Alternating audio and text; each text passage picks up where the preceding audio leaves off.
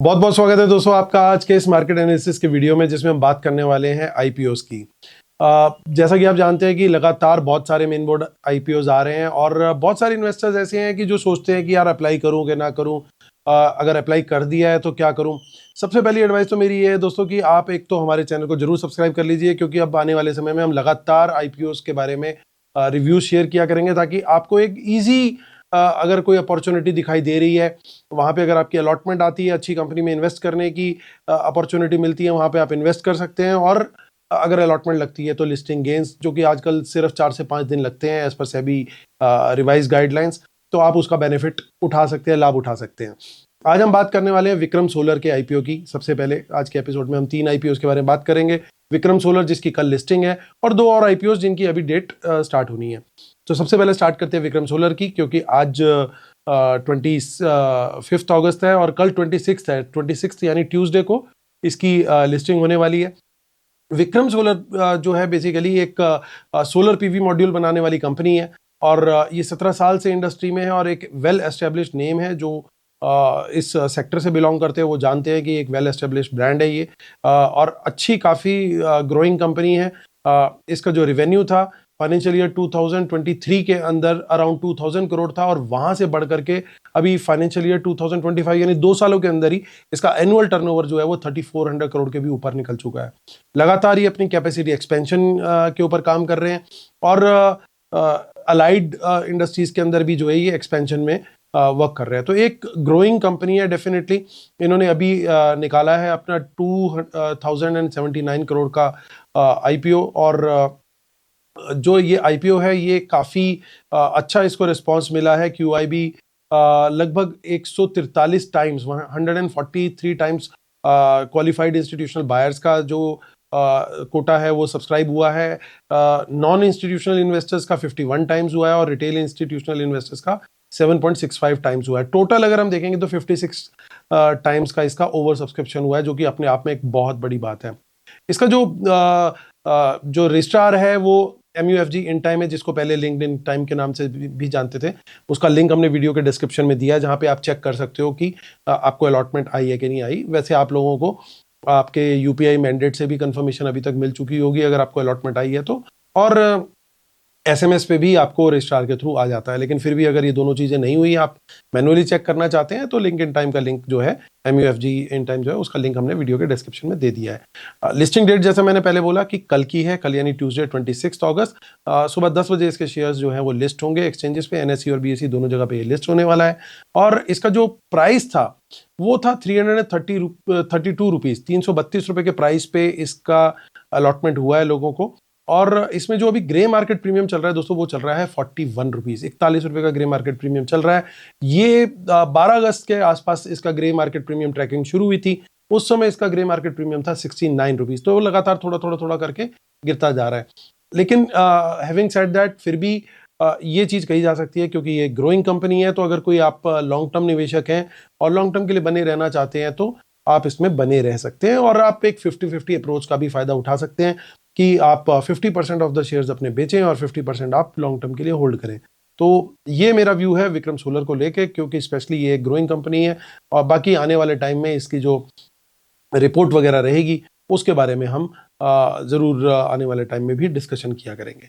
तो ये व्यू है विक्रम सोलर के लिए। उम्मीद करता हूं आप लोगों को पसंद आया। तो दोस्तों अगले आईपीओ की हम बात करने वाले हैं विक्रन इंजीनियरिंग की, जिसका आईपीओ कल से खुलने वाला है, कल यानी 26 अगस्त, और ये आईपीओ चलने वाला है 29 अगस्त तक।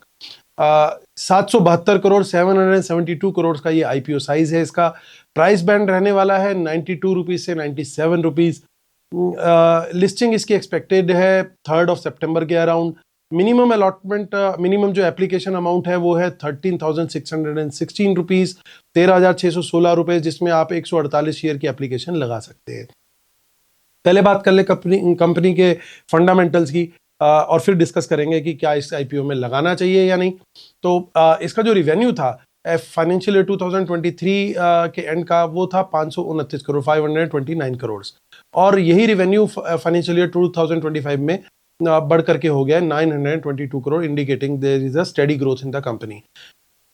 प्रॉफिट आफ्टर टैक्स इसका 2023 में जो था वो 42 करोड़ था, और वो बढ़ करके फाइनेंशियल ईयर 2025 में 77 करोड़ का हो गया है। यानी कंपनी एक स्मॉल साइज की कंपनी है, बहुत बड़ी कंपनी नहीं है, बट एक स्टेडी ग्रोथ यहाँ पे देखने को मिल रही है। पोस्ट आईपीओ इसकी जो पी रेशो होने वाली है वो तो अराउंड 32 है।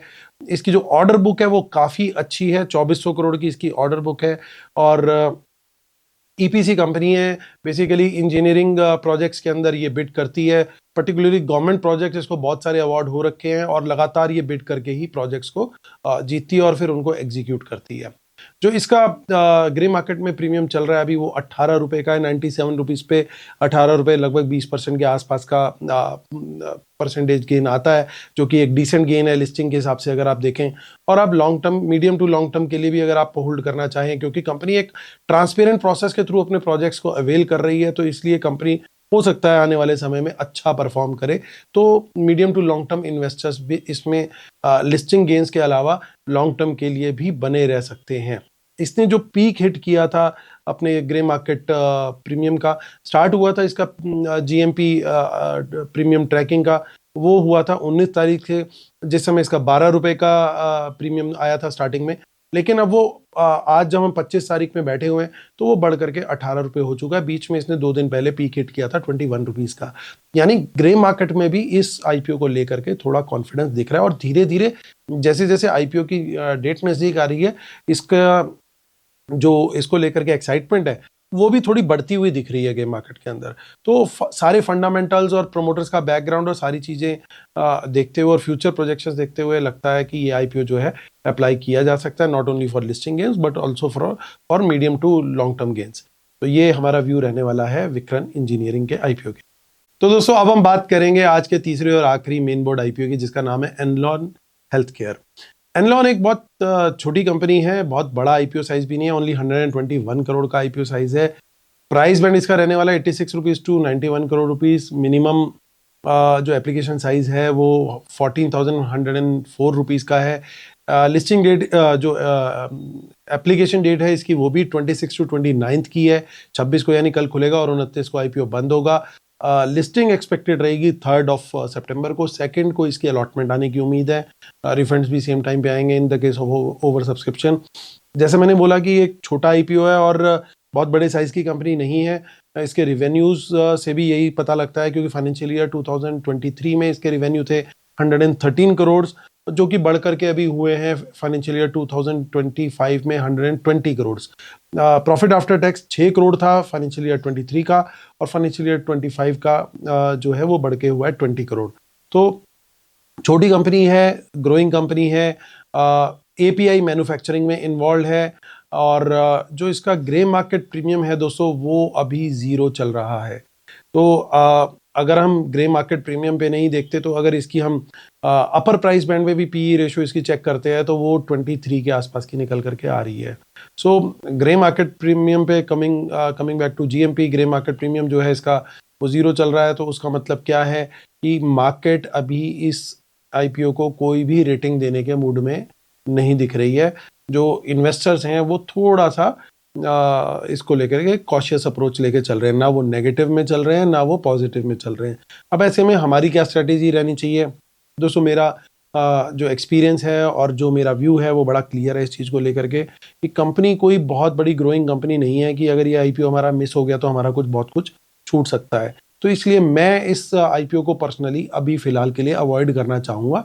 हालांकि 29 तक किस तरीके का ट्रैक्शन इसको देखने को मिलता है तो उससे हमें पता लगेगा कि किस तरीके का सब्सक्रिप्शन आ रहा है और फिर जीएमपी में भी कोई चेंज है क्या। तो वो हम आने वाले अपने जो एपिसोड्स हैं उसके अंदर उसको कवर करेंगे, ताकि आपको एक लाइव टाइम बेसिस पे अपडेट मिलती रहे और आप एक डिसीजन जो है इसका ले सकें। अगर इसमें अप्लाई करना भी है, किसी को बहुत खुद को पर्सनली कन्विक्शन है, तो मेरी सजेशन ये रहेगी 29 तक का वेट करें।